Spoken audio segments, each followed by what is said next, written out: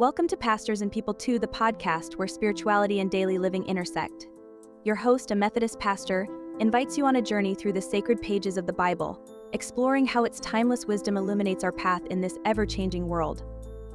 Each week, we'll delve into Scripture, share stories of inspiration, and reflect on current events through the lens of faith. Whether you're seeking guidance, inspiration, or simply a moment of peace in your busy day, join us as we discover together how the divine can transform the ordinary into the extraordinary. So grab a cup of coffee, settle in, and let's start the conversation. This is Pastors and People 2, where every story matters and every voice is heard. Welcome aboard. Hello and welcome to Pastors and People 2. I am Pastor Charlene Thomas, here with my husband, David Thomas. And we're glad to be back. We missed a week last week, had kind of a rough week, and we were not able to record. So welcome back. Yeah, welcome. And it's kind of been a rocky start so far today. That's right. We'll see how it goes. As per usual, we are firing on not all cylinders. Not all. So we're like 6 out of 8. I didn't know how many cylinders there were, so. Well, it depends on the vehicle. Oh, okay. This one, I'd like to say we're 8 cylinders normally. So, what are we talking about today, Dave? Well, you had recently done was it called a Pastor's Day Apart, or was it called something else with the bishop? Oh, yeah. Last Monday we did a day. I think it was just called a day with the bishop. So we have a brand new bishop, Bishop Hee-Soo Jung. He is originally from South Korea, and he's been elected. He's been a bishop for 20 years in the United Methodist Church and has recently been moved to the Ohio Lands Episcopal area, which is East and West Ohio conferences. That's what they're calling it, is Ohio Lands. Ohio Lands. It's not Ohio Valley, it's Ohio Lands. Ohio Lands. Well, because the whole state isn't a valley, Dave. Well, that's true. It's all land. It's all land. So, so he is the bishop over East and West Ohio, and we got to spend the day with him. Hear a little bit about his story, which is super cool, the way that he's actually a product of East Ohio, at least his faith story has to do with East Ohio. A missionary from Cleveland, a woman, felt the need to reach out to the people of South Korea. And this was like, I don't know, a long time ago. And so she went, and they went to Japan and then dispersed missionaries. They trained and dispersed missionaries into South Korea. And a man went as a missionary to plant a church next to, and it happened to be next to Bishop Jung's house. And so he was clearing rocks and stuff, and the bishop was a young man, and he stopped over and said, "Hey, can I help you do that?" And the man said, "Sure." And they developed a relationship, and that's how Bishop came to know Jesus. Awesome. From a missionary who had the idea in East Ohio, who then was obedient, and all of the rest of it is history. And there's a chance, maybe, we haven't really researched it, that this church donated to that original mission trip. I don't know. I'm not sure.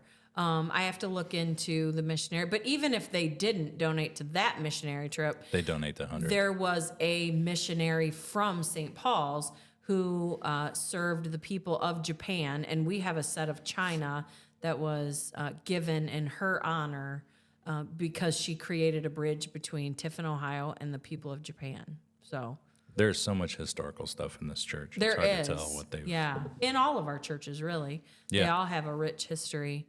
The churches that are down in the south were part of where the Wyandotte Indians were, and I didn't know this. Did you know this? Here's a fun fact.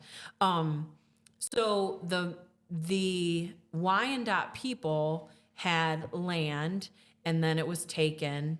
And not too many years ago, the United Methodist Church had the old mission church as part of their district, I guess, or it was in their control, and they gifted it back to the Wyandotte people. I had read something about that. Yeah, and I had someone associated with all that tell me that it's the only return of property, of real property, to a Native American tribe that was not court ordered to happen. It was the first time that it was just given. Just given. Yeah, without a court order. So yeah, there's a fun fact for today. Yeah, that is interesting. Now you know. Yeah, because you always hear people talk about, like, maybe we should give a lot of the land back. Yeah. Well, I mean, the United Methodist Church felt that they should give, so they gave the old mission church that's down in Wyandotte County back to the Wyandotte tribe. That's awesome. Yeah. I think it's cool. Pretty cool. So this day with the bishop, what kind of stuff did you guys do there? So there was a fantastic band. Oh, yeah? Made up of clergy people. We had all sorts. We had a drummer, guitar, bass, flute, a violin, trumpet, and a couple vocalists, piano. We had a full-on band.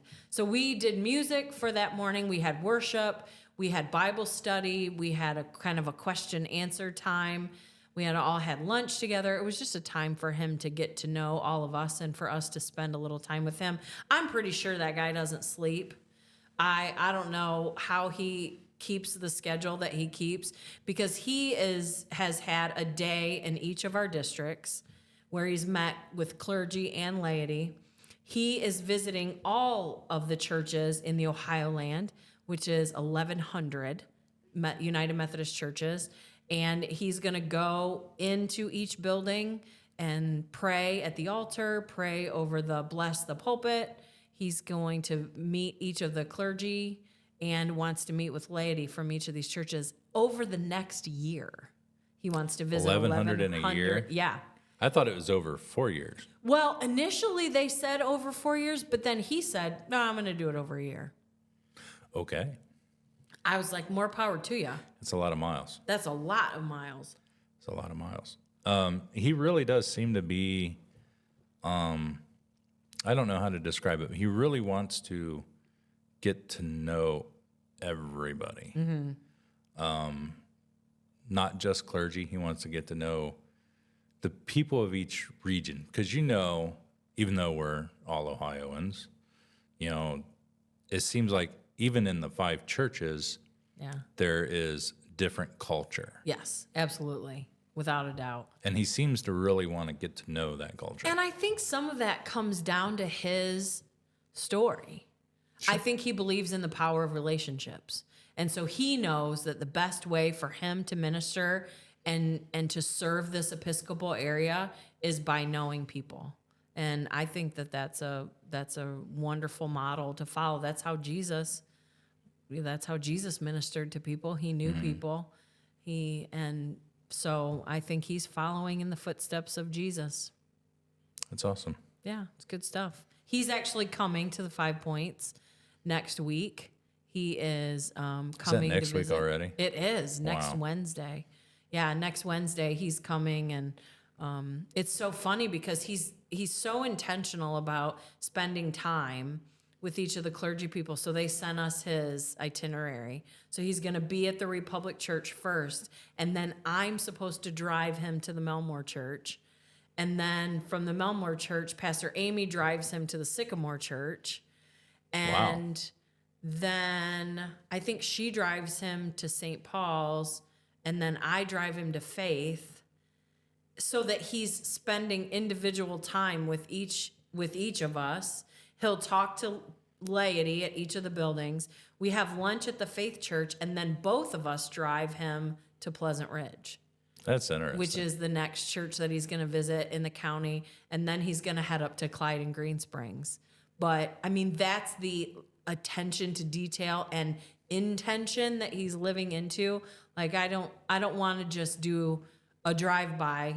I want you to drive me. I want you to drive me, because those 10 minutes in the car, he'll get to know us a little bit more. Yeah, that's very intentional. Yes. He doesn't want to, okay, who's taking me to the next one? Well, and he's bringing, Rick Wolcott, who is our amazing media director for East Ohio, he will come with him, and hopefully our district superintendent will be able to come with them. But he wants to be, so they'll travel in a separate vehicle. Like he wants to be one-on-one with the pastors so that you have that moment where he can say, who are you? Tell me about your family. Tell me about who you are outside of what I've read in your clergy bio. So I thought that was pretty cool. And he has also asked for certain questions that he's going to ask. I know. He asked you guys to prepare, maybe? Well, so we're going to prepare. I don't know if anybody else is preparing, but I felt like he gave us like the test ahead of time. Yeah. And so we're studying. Good. So he's got 3 historic questions that John Wesley used. Do you have faith? Do you have fire? And do you have fruit? And it's so funny, one of the churches, a person didn't know what that meant in terms of a question within the church. Do you have fruit? So she thought we had to like provide fruit for him. She's like, what does he like? Apples, bananas? I'm like, no, this is a different kind of fruit. So do you have faith? How do you answer that? That's a good question. Well, you better come up with an answer. I won't be there. So this Sunday, I'm actually breaking from our Lenten sermon series, which has been really a cool series called Purveyors of Awe. But I'm breaking from that, and we're going to talk about, do you have faith? What does that mean? Do you have faith? What does it mean, do you have fire? And what does it mean, do you have fruit? And what does that mean for each of these churches?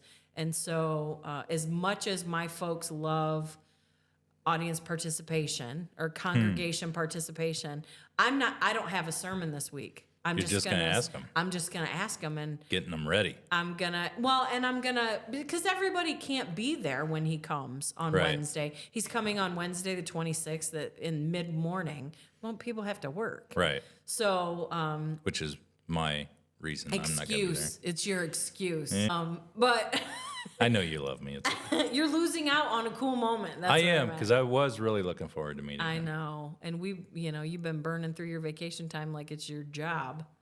But anyway, so I want to have many voices heard in the answer to him. So I'm going to ask you now.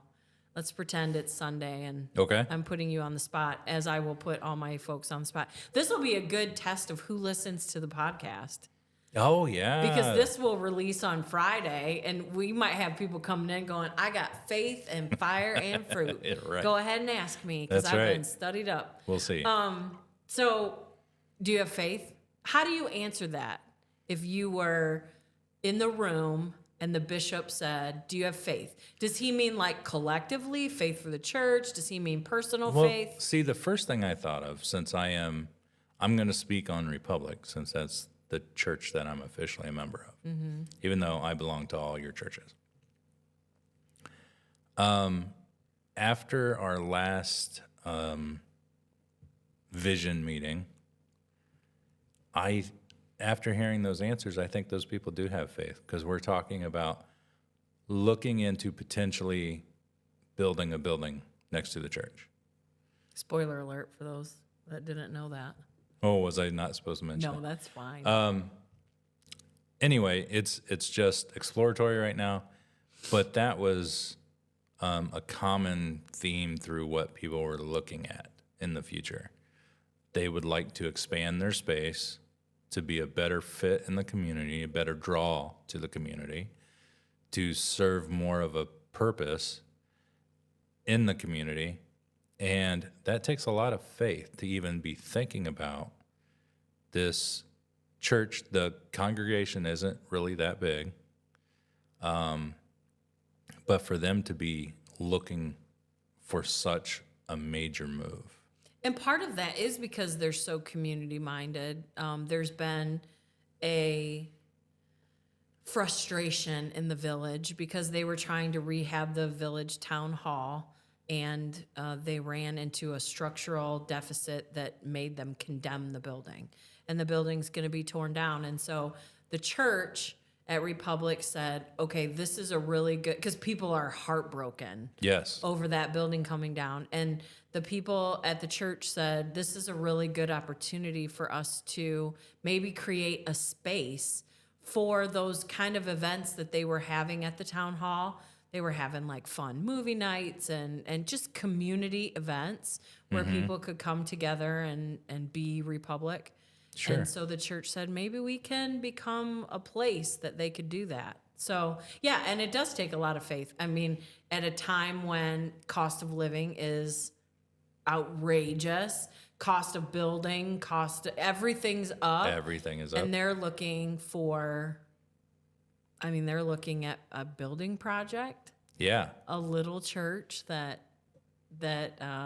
probably isn't poised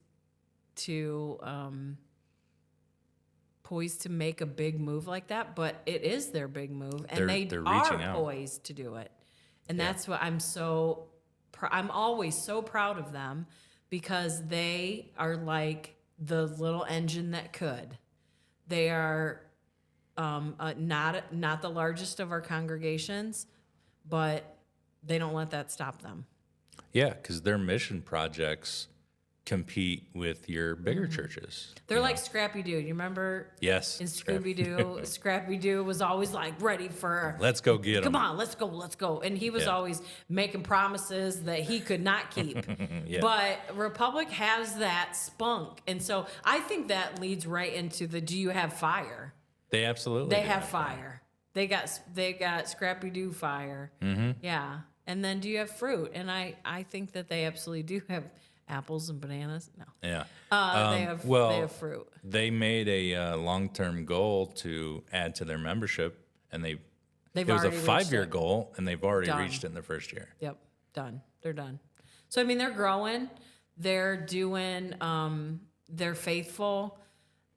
They have good attitudes. They have fire. So yeah, I think that'll be an easy one for them to answer. I think it will be. Yeah, and I'm just gonna get a big Post-it note, stick it to the wall, and write down their answers.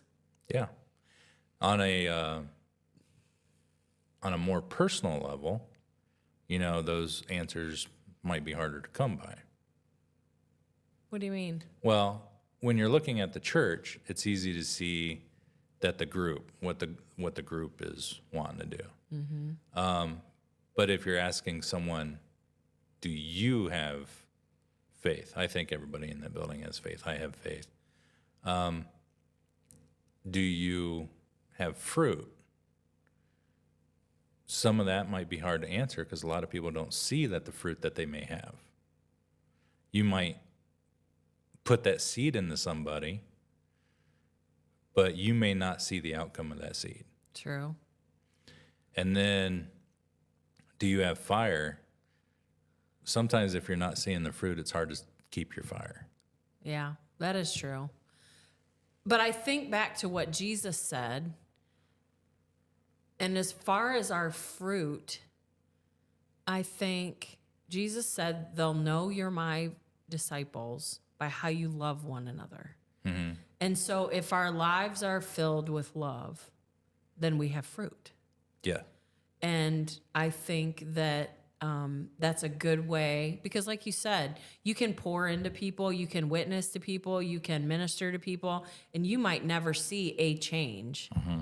But to me, if you've done those things, then you have fruit, because your life and your discipleship is shown through how you love people. Yeah. And so if you look at it maybe that way, you don't need to see fruit as an outcome, but maybe fruit as the process. Mm-hmm. Personally, I don't know. Going to how you love people, since you said that, it reminded me, I missed your flame service on Sunday, but my phone blew up after the service with how great the service was. Right. And you said it was a very different service. Yeah, hadn't. I mean, I have.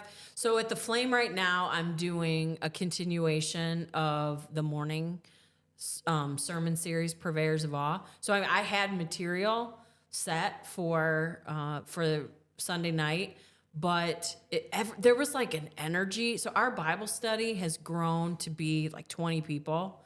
And we had all those same people hung around for the Flame, and we had a really cool discussion at Bible study, and that energy just kind of carried forward. So I had a hard time nailing them down to be able to start the Flame on time.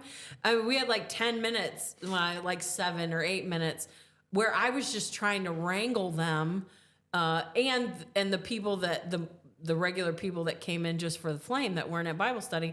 So it took me a while to get them kind of, hey, we're doing something here. And then they had stuff they wanted to share, and everybody was talking, making announcements, doing different things because there's a lot going on.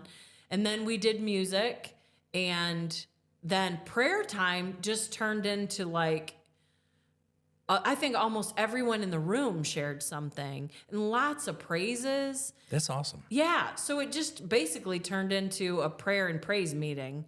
And then I asked him a couple questions just to kind of, ground the room after our prayer time. And then they circled up and prayed around somebody who was having surgery this week. They laid hands on her and prayed, and she wept.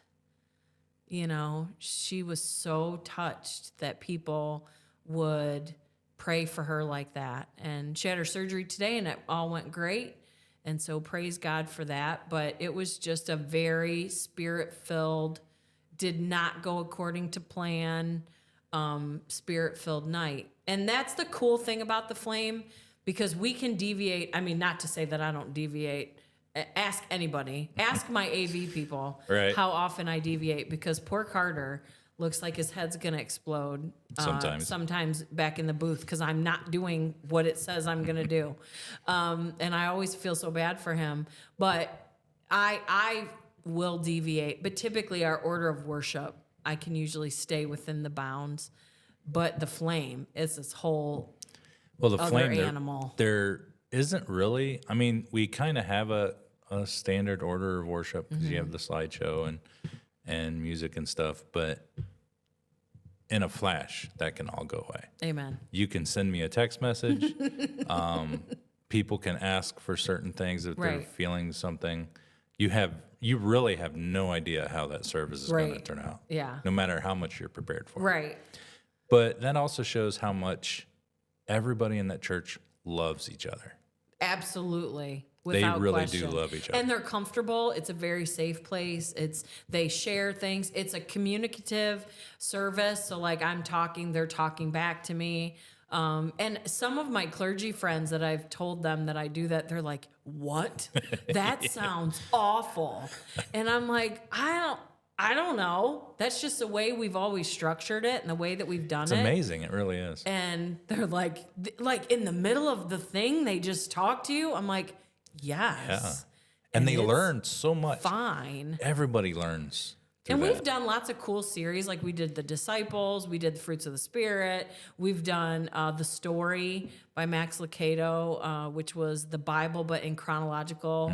And I was never so sick of talking about the Israelites wandering. And how often they screwed up. Man, they were just nothing but left turns. Yeah. Yeah. So And they were the chosen. I know. Man. Yep. God's chosen people making those golden calves. Man. Take me back to Egypt. Yeah, really. The Back to Egypt Committee. Yep. So, yeah. So the Flame is, I don't even know what we're supposed to be talking about anymore. Oh, faith, fire, and fruit. Yep. So I think if we take these questions seriously, this could be a very eye-opening discussion on Sunday for us in preparation for the bishop. Because when I think of a church collectively, do you have faith? My first thought is, are you living with a, I forget the word that they use, but you're always worried that you're not going to have enough? You're always worried that that God is not going to provide. You have to hold on to your resources really tight, and you're not looking forward in faith of what God can do. And are you living in that kind of spirit, or are you living in a spirit of generosity and not of limited resources? I think that's a good question of, do you have faith? How are you exhibiting it? Are you so worried about letting people into your building because they might mess up, they might spill something on the carpet? Oh my gosh, You we've know been what there, I mean? haven't Yeah. Are you looking at your building, though we want to always caretake for our resources, but are you looking at it as something that you could share with the community? Or, how are you living out this mission that God has put us on?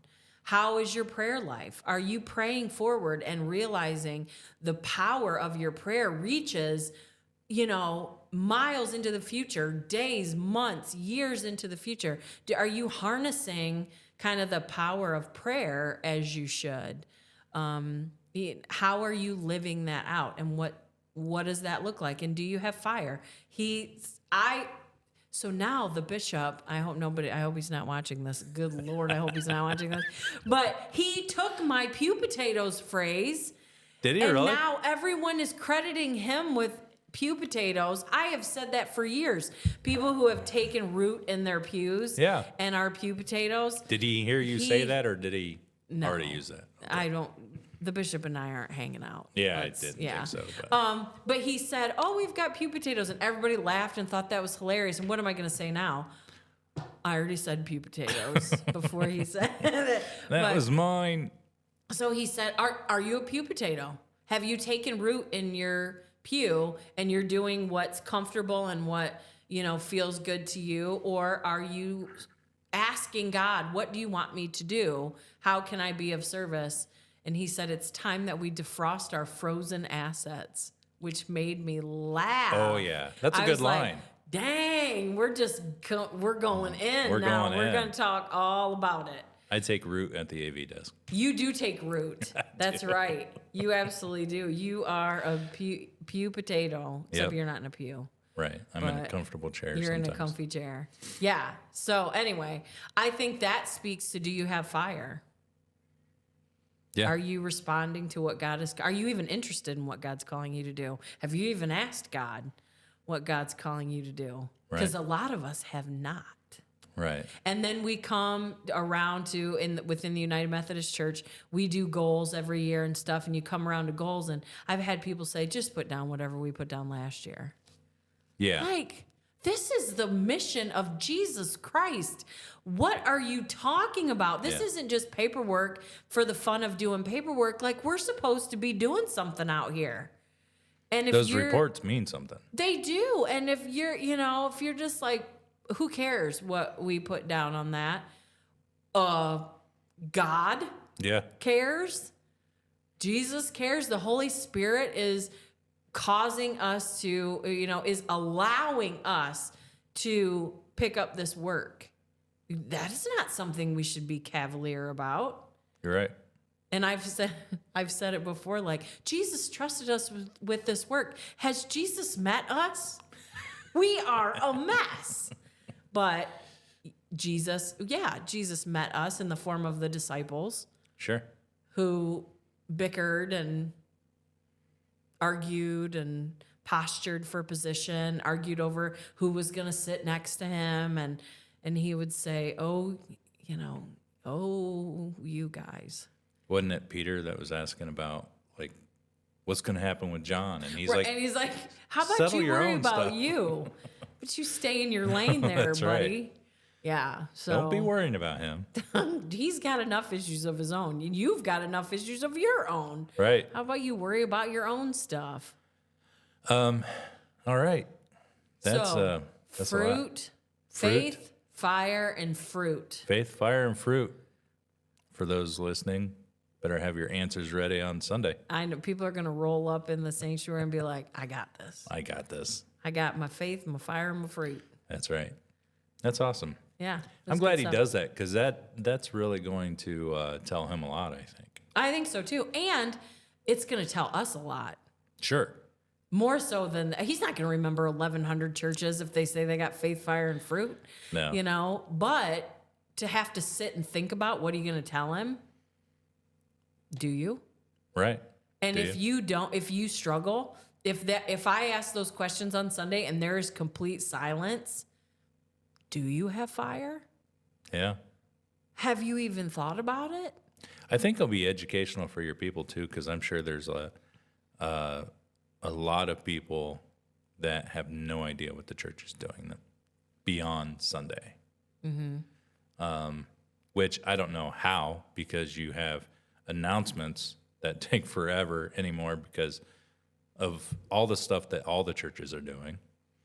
I just want to get a shirt that says it was in the bulletin. It was in the bulletin. Yeah. Or it was in the newsletter, or it was on the website, or it was in your email, or it was on the PowerPoint, or one of the many places that How about we the listed. front of it that says it was in, and the back of it just lists all the places the that it check was marks, bulletin, newsletter, Yeah. Facebook. Yeah. Seriously. And then you still have people come up and say, You know who's the worst at that, though? was that in the announcements? When did you announce that? My mom. Oh, I know. She is the worst. And I can say that because she doesn't listen to this podcast.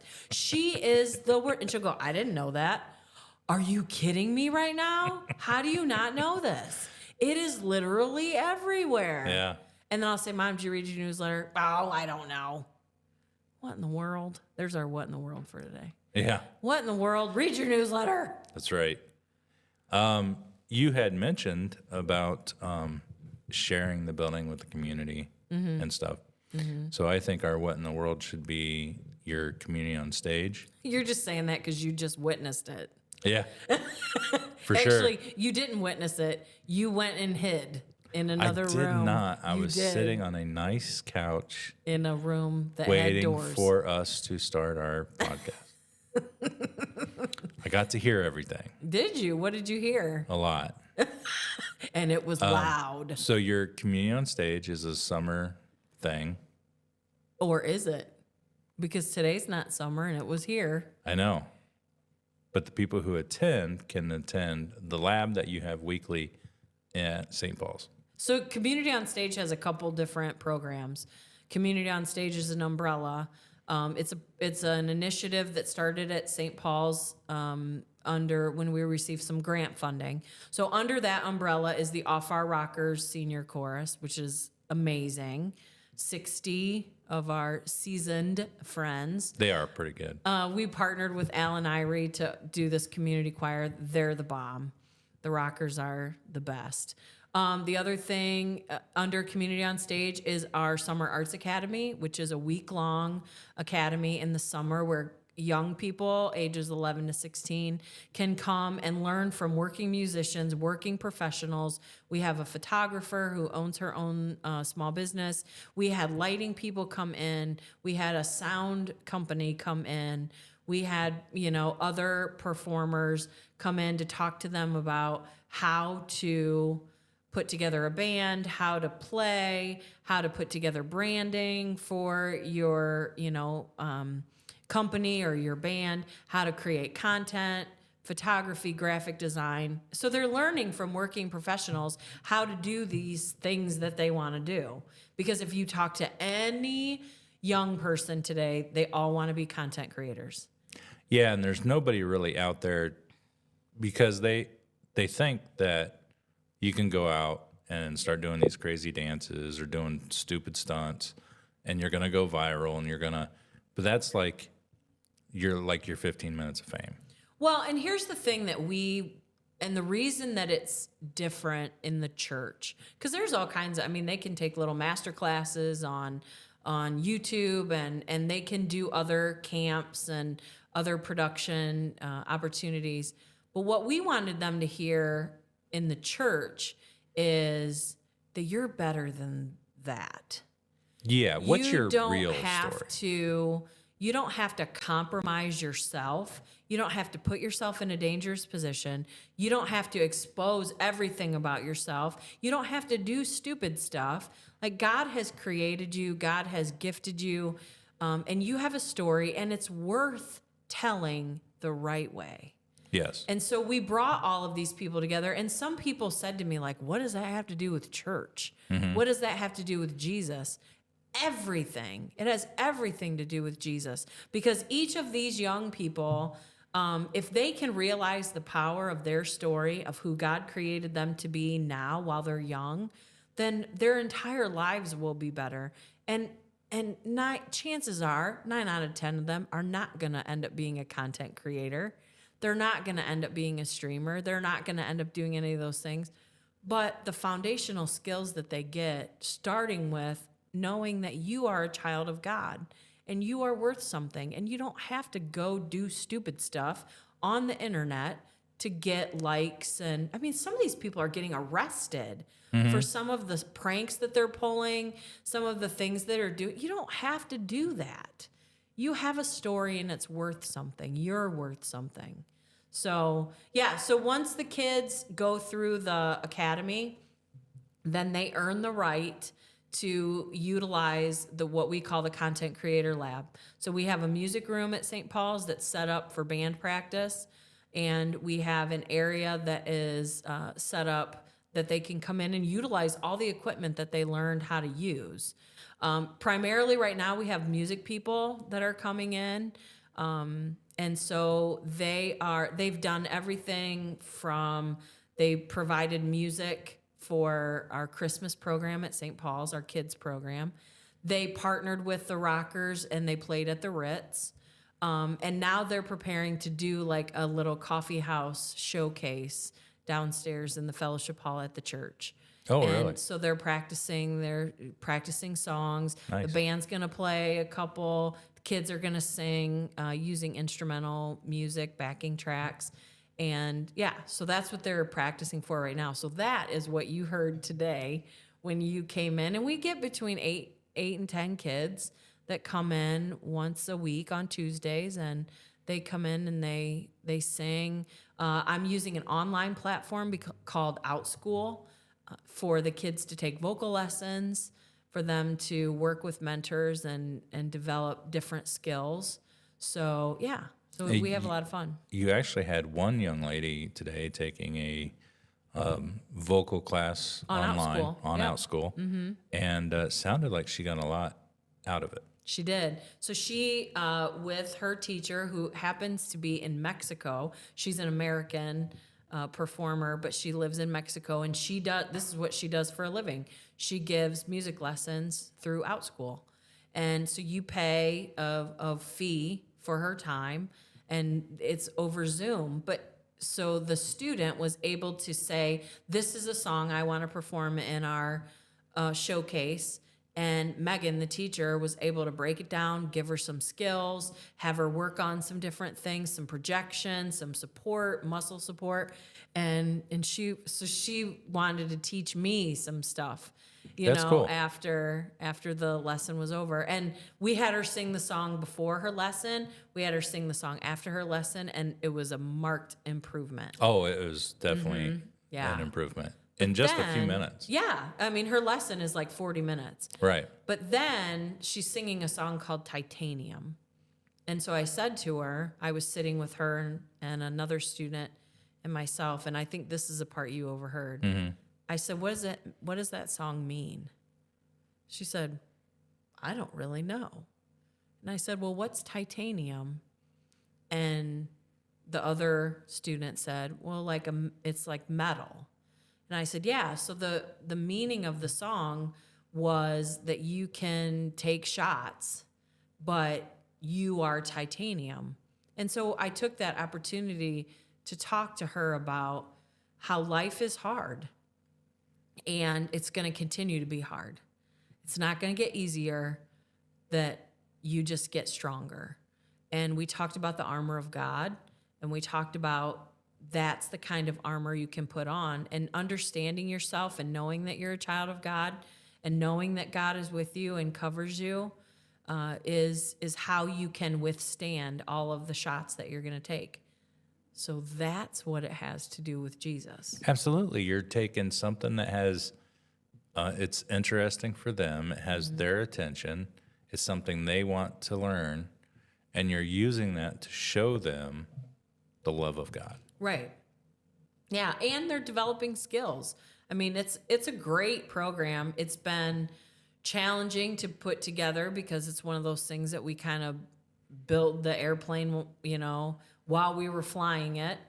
And so I'm pulling from, it's funny today, I thought this showcase that we're doing is very similar to Cabaret, which is a program that we put on at my high school when I was in high school, and you came. I did, yeah. When we were just little babies. Oh my gosh, that seems forever ago. Well, I hate to break it to you. It wasn't. It was like 35 years ago. That's crazy. When we were 15, just little babies. Yeah. Dating each other, and so you had your dad bring you to Cabaret, but that's kind of what they're going to do at the showcase. And they're and I'm going to have like a green room for them so they can hang out and have a dressing room area, and it's going to be cool. Nice. But 35 years later, I'm using that experience to shape an experience for these kids, all so that they can know that they're worth something. I think everything that we do, everything we experience, no matter what part in our life, God can use for the greater good. Yeah. And we may not realize it at all if at all, decades later. So yeah, I think that's very important, and it's kind of cool to see some things come full circle. Yeah. It's awesome. It really is. I'm just hoping that they can learn lessons that it's taken me almost 50 years to learn, that I'm hoping they can learn them younger. Yeah. Love yourself, accept yourself. Well, you're also helping to build that confidence in them. And, this is something I kind of harp on a lot, but since they have removed shop classes, home ec classes, finance classes, music, arts from schools because of, budget cuts or whatever, and they needed students to pass these tests. I have seen less confidence in kids. Yeah. And because they don't have those classes to build confidence in, they're not learning those skills. And I know, when you look at something like a shop class, you're thinking, well, what are they taking out of that for the real world, so they could build a magazine rack or a boot jack or whatever. But it wasn't just that. It's when you finish a project, you build a little bit of confidence, and you finish the next one, and maybe it's a little better. Well, and there are kids that are just wired to do things like that. Sure, and sometimes that's the area where they figure it out because they don't have a home life that presents that to them. Right. But for you to have this program for the community to where some of these kids are considered at-risk kids, for you to have that program in the community where the school system can't provide some of that anymore, they can come here, they can do the summer program and get that confidence. Like, I can do this, and that will go with them the rest of their lives.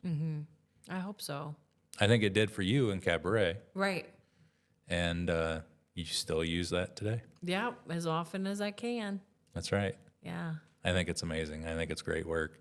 I'm so grateful for all of the people that have supported it, the people who have come alongside and have been instructors, and for our church staff who has helped us put it together, and for the churches that have supported it, because it was a little bit of a left field idea when I presented it to them and told them, like, hey, we're going to move the pulpit so these kids can sing old time rock and roll in the sanctuary, and nobody, like, they may have panicked on the inside, but nobody resisted it. And I'm so grateful, because there are some spaces that would not have been as accepted. And so I'm grateful for our folks. How many people did we have in that showcase? We had that sanctuary over was 100 people. Packed. Easily. Yes, it was packed.